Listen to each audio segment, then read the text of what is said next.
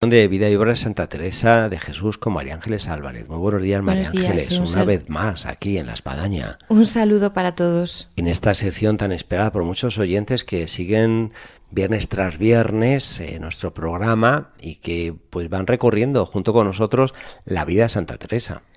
Una santa que poco a poco nos va contando sus cosas en primera persona y nos hace por tanto ir como con ella, ir como acompañándola, como de la mano, vamos. Además hemos llegado a un punto súper interesante que es esa conversión de Santa Teresa que mencionamos en el programa pasado y que ahora pues después de la conversión, ¿qué pasó? Pues es un momento muy importante porque ella poco a poco se va haciendo lo que decíamos en el otro programa, verdaderamente como apóstol de todo aquello que había vivido y todas las gracias, la gracia que había recibido en su verdadera conversión. Pero Teresa, por lo tanto, en este momento pone el pie en el acelerador de la oración, es decir, pisa a fondo el mundo de la oración y pone a partir de esta confianza en el Señor y por tanto ella, que tenía ya abierta la puerta a la presencia del Señor, empieza a sentir muchas mercedes y regalos divinos, ¿no? Pues yo me preguntaba, María Ángeles, almas que se han convertido y se les abre un horizonte nuevo en su vida y dice, bueno, ¿y ahora cómo yo encauzo esto? Ahora que me he convertido, que he salido de mi pecado, que ahora tendría que tener pues una vida sacramental, una vida de oración, una dirección espiritual, quizás otro ambiente en mi alrededor. ¿Qué hago ahora que me he convertido? Y creo que Santa Teresa pues puede dar luz a aquellos que se han convertido, que han tenido ese salto de la mediocridad hacia la santidad. Bueno, ¿qué hacer después de la gracia recibida? Pues justo ella tiene muy en cuenta las palabras que le dijo el Señor, ¿no? No tengas conversaciones con hombres, sino con ángeles, que lo podemos leer de la siguiente manera: ten siempre amigos espirituales. Esos amigos espirituales que te van a hacer ir caminando, haciendo espaldas unos con otros en el camino de la fe. Entonces, dentro de estos grupos de amigos, para poder seguir adelante, ella se dio cuenta de que necesitaba tener un confesor que la entendiera y que le ayudara a seguir, un padre espiritual en donde ella pudiera realmente abrir su corazón. Pero claro, el problema vino fundamentalmente, que ahora vamos a ir viendo los padres que tuvo, porque ella en su interior se seguía sintiendo muy pecadora. Profundamente pecadora, es decir, porque para ella sabemos que la humildad verdadera es andar en verdad, y ella veía la debilidad de su naturaleza y su pecado. Entonces era complicado en aquella época el que se pudiera asumir por parte de los padres y los confesores que una persona que tenía gracias espirituales, que decía que tenía gracias espirituales profundas, incluso la comunidad decía pues que tenía una serie de manifestaciones del Señor que eran visibles, a la vez dijera que era pecadora. Sí. En aquella época esto no se podía entender, ¿no? La explicación a esto era complicada y, como vamos a ir viendo y desgrasando en los distintos confesores y amigos de la santa, pues como si dijéramos, era difícil encajar todas las piezas, ¿no? Dos piezas que parecía que no encajaban entre sí. Ella, como vemos, se siente pecadora y buscaba estas personas espirituales. Nos lo cuenta en el libro de la vida, en el capítulo 23:3, y nos dice así. Tomamos nota. Libro de la vida, capítulo 23:3. Mas como su majestad quería ya darme luz para que no le ofendiese ya y conociese lo mucho que le debía, creció de suerte este miedo que me hizo buscar con diligencia personas espirituales con quien tratar, que ya tenía noticia de algunos porque habían venido aquí los de la Compañía de Jesús. Los jesuitas. Sí, que es donde va a buscar ella también confesores, como vamos a ir viendo, ¿no? Buscaba amigos espirituales, y lo primero que encontró entre los amigos que la visitaban pues fueron dos amigos espirituales, amigos profundos de la santa, que la ayudaron mucho. Uno era don Alonso Álvarez de Dávila y el otro don Francisco de Salcedo. Vamos a hablar un poco de ellos pues para ver un poco cómo era esta amistad espiritual, más que nada porque a ver cómo nos puede ayudar a nosotros también y ver cómo podemos nosotros también avanzar así en nuestro camino de la fe. Teresa en este momento pues lo que hacía era una práctica de la oración mental. Iba avanzando, como hemos dicho, había puesto el pie en el acelerador de la oración mental. Pero claro, en este momento, en toda la sociedad, en España y en Europa, pues se miraba con mucha cautela a los iluminados. Sí. Entonces, claro, se veía a esta monja como, a ver qué va a pasar con esta monja, a ver qué pasa. ¿Es una iluminada, no es una iluminada? ¿Lo que cuenta, qué es lo que cuenta? ¿Por qué hace oración mental? Había mucha gente que tampoco la valoraba, que tampoco la ponía en su sitio, ¿no? Es decir, que todo esto estaba como en el aire. De estos amigos, pues vamos a hablar en primer lugar del caballero santo Francisco Salcedo, ¿no? Porque pues era realmente un hombre muy importante en la vida de la santa, muy amigo, o sea, el verdadero amigo, que uno de los amigos profundos que tenía. Y era un hombre intachable. Así de intachable. Hay que decir que además era casado con hijos, que quedó viudo en el tiempo y se hizo sacerdote. Y si alguien viene por Ávila, pues no se lo pierda, porque lo podrá encontrar su sepultura en la capilla antigua del convento de San José. Uh-huh. Además, era un hombre intachable, es decir, por ejemplo, San Pedro de Alcántara decía que no había ningún caballero de capa y espada, es decir, caballero de verdad, como él en Ávila. Y como muy bien comenta Padre, pues era de la familia de la Santa, sí. Porque su mujer, Mencía de Águila, era prima de Catalina del Águila, y que era la mujer de Pedro de Cepeda, el tío de Ortigosa.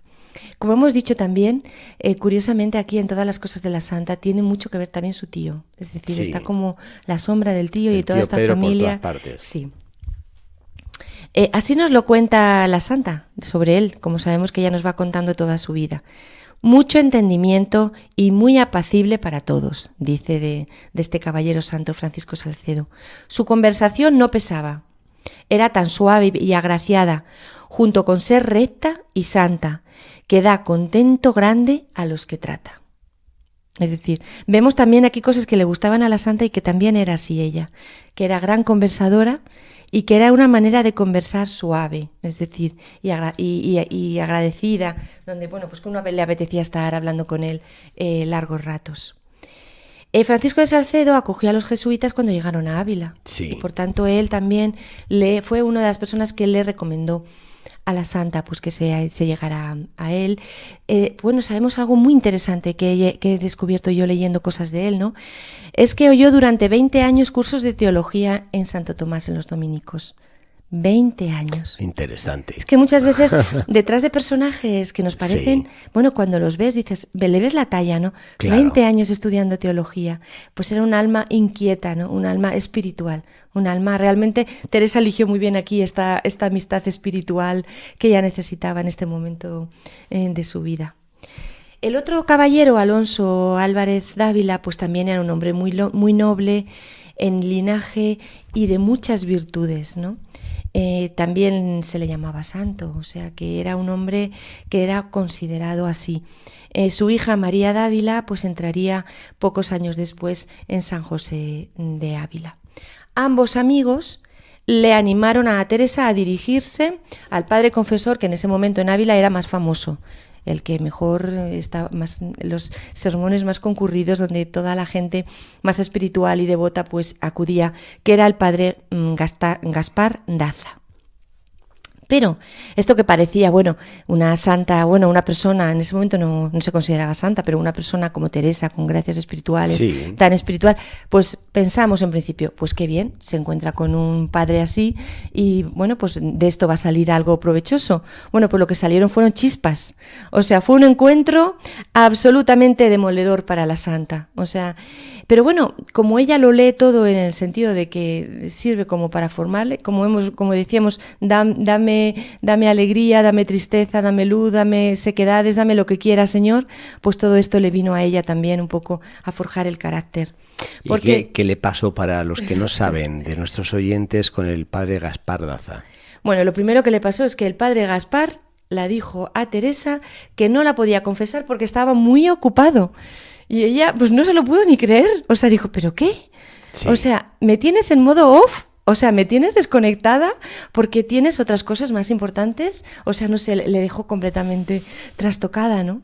Yo me imagino que este sacerdote diocesano de esa época estaría llenísimo de actividades, de compromisos, y diría, bueno, ¿ahora qué hago yo con esta monja iluminada? Sí, y luego además Teresa, que como sabemos era una mujer que se miraba interiormente profundamente y como sabemos muy humilde, o sea, con la verdadera humildad, ella dice, ella echó la culpa a sí misma y dijo, es por mis imperfecciones, como realmente las tengo, como estoy pregonando, diciendo que las tengo, pues es que se ha asustado, ha dicho, madre mía, ¿dónde me voy a meter con esta monja, no? Realmente, ¿qué es lo que hizo el padre Gaspar Daza o qué es lo que pensó cuando se encontró con Teresa? Según dicen los teresianistas, Sí, los biógrafos. sí. Intentó arreglar una casa, la casa de Teresa, o sea, poner cada cosa en su sitio. Dijo, bueno, esta señora, esta monja, tiene que poner las cosas en su sitio. Aquí hay una cosa, hay gracias místicas, hay miserias, hay pecados, está muy exaltado todo, vamos a poner. Y entonces lo que quiso es imprimirle a Teresa un plan muy rígido de vida. Le dijo que acabara con las ocasiones. ¿Qué ocasiones? Diría Teresa, pero ¿cómo ocasiones? Si yo ya tengo el alma reconvertida, tengo mi puerta abierta al Señor, ¿cómo voy a acabar con las ocasiones, no? El propio Caballero Santo y junto con este padre Daza determinaron incluso, que esto nos parece ahora como durísimo, que todo lo que le pasaba a la santa, a esta mujer, bueno, pues que tenía que ver con el demonio. Porque no podían entender que gracias místicas y pecados fueran juntos, ¿no? Teresa, en medio de toda esta batalla nuevamente y toda esta lucha, todo este dolor, imaginemos cómo se sentía interiormente, pues ¿qué es lo que hizo? La vamos conociendo muy bien, ¿no? En estos programas, pues buscar ayuda en un libro. Dijo, bueno, no encuentro un padre que me ayude, pero seguro que hay un libro de oración que a mí me ayude. Y se fue a uno que le hizo muchísimo bien, que es La subida del monte Sión de Bernardino de Laredo, que ya, como dijimos, lo había empezado a leer, Sí. pero en este momento lo leyó y sabemos que lo leyó profundamente y subrayó unas partes que sabemos que subrayó en ese momento. ¿Qué partes? Bueno, pues las que hablaban de no pensar nada en la oración y aquella que estaba la relación entre la vida espiritual y el pecado.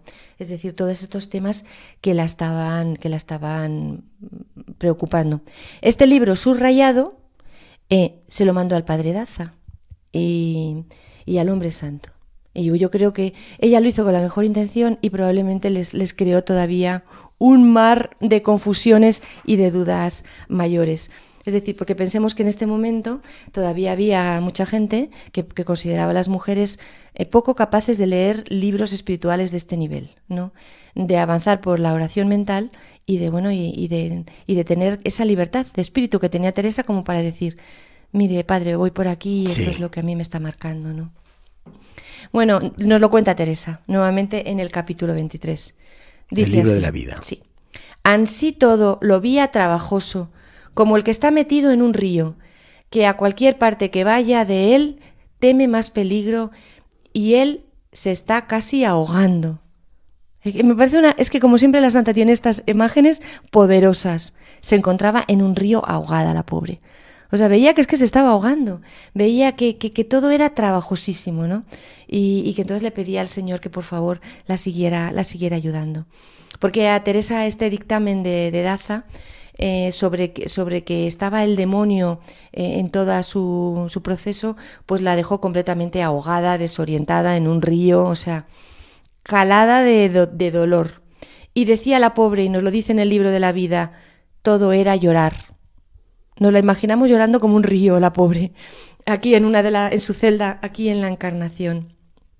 En lo que es la capilla de la Transverberación. Sí. Conocería esa situación de desconcierto espiritual y de soledad.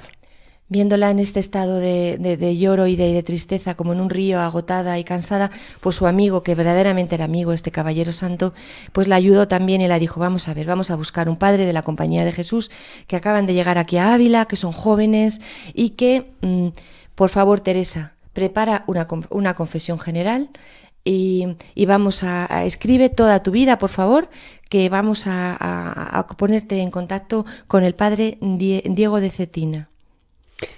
Que hay que decirlo, era un padre prácticamente casi recién ordenado. Sí, recién muy ordenado, jovencito. con 23 años. Y también recién llegada a la Compañía de Jesús aquí a Ávila, y este sacerdote jesuita pues también fundando, por decir de alguna forma, aquí en la ciudad de Ávila. Es increíble cómo Dios actúa, y aquí los sacerdotes pues tenemos que afinar para poder percibir los momentos y las almas que Dios nos pone y poder dar la medida, y cómo incluso nos puede sobrepesar y sobre llevar la carga que uno dice, bueno, ¿quién sabe cómo yo puedo orientar esta alma cuando yo soy un recién ordenado? Sí. Él además, tenemos un texto muy interesante que he recogido de lo que él decía de sí mismo. Sí. Entonces lo voy a leer porque él nos dice, se retrata a sí mismo. Decía, tengo media salud. O sea, que es verdad que luego sabemos que... Y soy flaco de cabeza. O sea, no se consideraba tampoco como muy docto en muchas cosas. Siempre fui inclinado a rezar las horas de Nuestra Señora, ya la oración mental. Bueno, es decir, que le gustaba la oración mental. Eso es algo que a Teresa pues le vino muy bien. Eso está claro, ¿no? Porque vio que le entendía. Y tengo un padre que también hace oración mental. Nos vamos a ir poco a poco entendiendo, ¿no? Daza y Salcedo le habían encargado, por tanto, a Cetina para que bajara la Encarnación, pero hicieron algo que también a nosotros nos parece un poco duro, que es quizás algo de la vida, ¿no? Pero le previnieron contra esta monja, que tenía gracias extraordinarias, y que, bueno, pues que la tuviera un poco de precaución a la hora de confesarla. Pero Teresa, en el momento que le conoció y él conoció a Teresa, pues realmente sí que se entendieron profundamente. Y porque cuando habló con Teresa, cuando ella hizo esa confesión, pues ella dijo el padre Cetina dijo de Teresa que era realmente un espíritu de Dios lo que había dentro de ella, que por favor no dejara la oración nunca, y que no se resistiera a los gustos, que era lo que le había dicho el padre Daza, no, que ella siguiera con su alma abierta a lo que el Señor quisiera hacer dentro de ella, y que la dijo algo que la va a ayudar mucho a Teresa y que luego lo va a poner como parte de su pensamiento, que es que pensara cada día en un paso de la pasión. Entonces Teresa se sintió entendida y aliviada, ¿no? Siguió a esta padre en todo, y según el padre Rivera, bueno, pues este padre Diego de Cetina le dio parte de los ejercicios de la compañía de Jesús, de los ejercicios. Pero los investigadores de la Santa sostienen que hay muy pocos elementos como para ver que fueran una guía muy directa en el propio camino espiritual de Teresa. Es decir, que sí que la ayudaron, pero que no fue porque realmente no es un libro de meditación personal, sino que es un libro como para poder llevar a cabo los ejercicios espirituales. Pero este joven padre jesuita se fue de Ávila, y Teresa pasó a confesarse con otro, que es el padre Juan de Prádanos, que llegó a Ávila en mayo de 1555. Curiosamente, en este mes de mayo llegó a Ávila Fray Francisco de Borja, o sea, San Francisco de Borja, duque de Gandía. Y la visita con la Santa, bueno, pues debió de ser una visita muy profunda, muy íntima entre los dos, ya sabemos, santos ahora, ¿no? Ahí fue aquí en el monasterio de la Encarnación.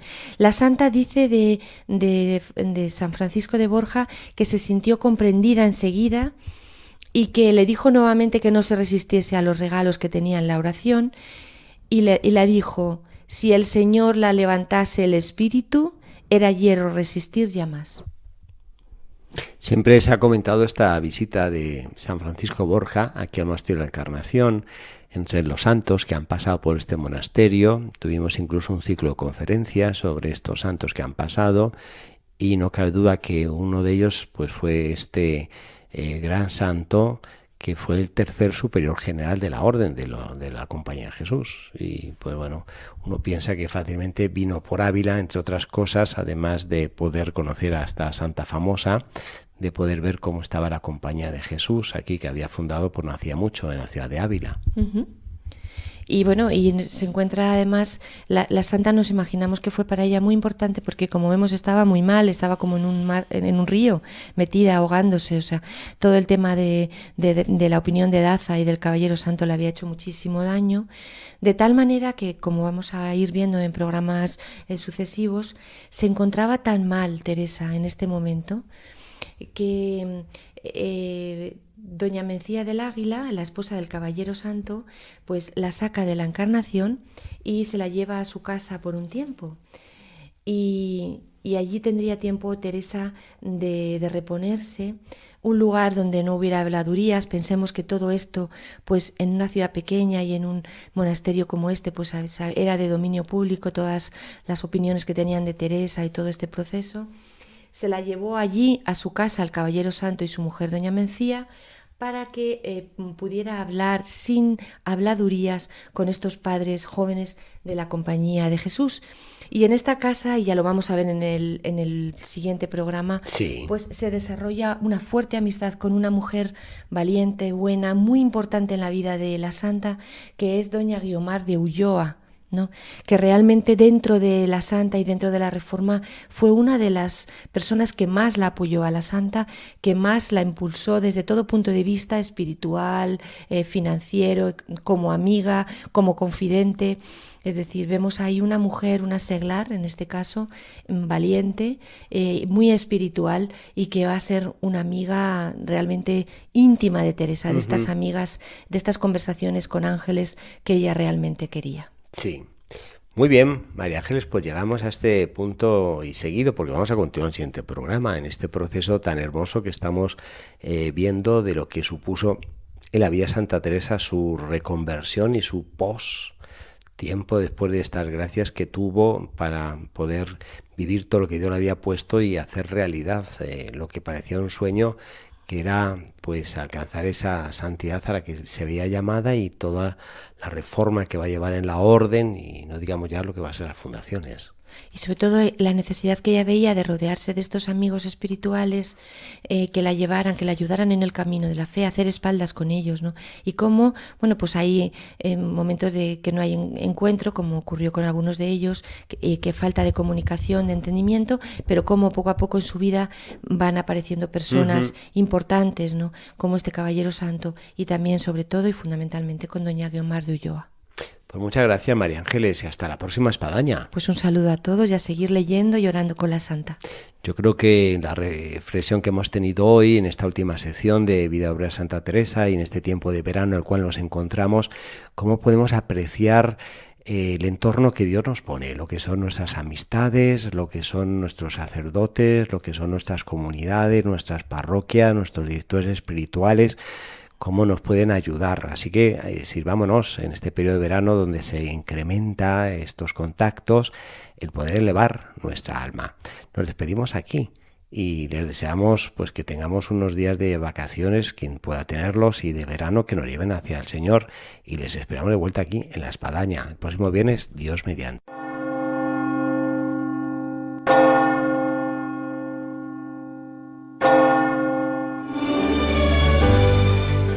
Han escuchado en Radio María La Espadaña, un programa que dirige el padre Arturo Díaz desde el Monasterio de la Encarnación en Ávila.